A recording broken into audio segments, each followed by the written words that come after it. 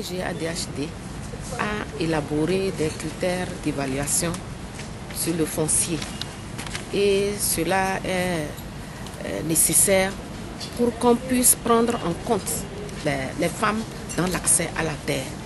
Parce que vous voyez qu'au niveau de nos coutumes et traditions, les femmes n'héritent pas de la terre. La plupart des femmes dans nos régions n'héritent pas de la terre. Donc cette ONG lutte pour que les femmes, qu'on puisse prendre les besoins des femmes dans l'accès de la terre. Vous voyez que les femmes représentent plus de la moitié de la population. Si aujourd'hui on ne leur donne pas de la terre, or on sait que c'est une source de production qui génère des ressources nécessaires pour le développement de notre pays, d'abord familial et de notre pays tout entier. Si on laisse en marge ces femmes qui représentent plus de la moitié de la population, nous ne pouvons pas accéder à un développement harmonieux et surtout inclusif que nous souhaitons de tous nos voeux dans notre pays. Pour le Code des personnes et de la famille, notre évaluation a conduit à la mise en place de certaines recommandations que nous avons transmises à qui de droit. Nous sommes en train de faire les mêmes choses pour le Code foncier qui est en élaboration.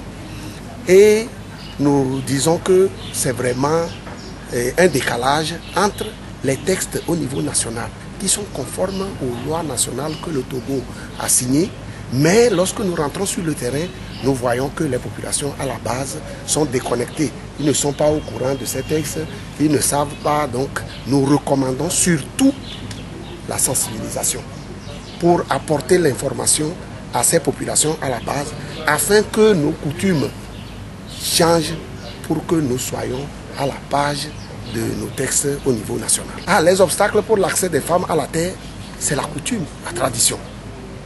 Dans presque toutes les traditions que nous avons rencontrées au niveau national, il n'est prévu nulle part de façon coutumière que la femme soit propriétaire de la terre. C'est le premier obstacle que nous rencontrons. Alors il va falloir changer ou bien amener les garants de ces coutumes-là à changer. Nos coutumes sont appelées à évoluer. Et donc, par des sensibilisations, je crois que petit à petit, les garants de ces us et coutumes-là vont progressivement laisser les côtés négatifs de ces coutumes et garder les côtés positifs pour l'amélioration de l'accès des femmes à la terre.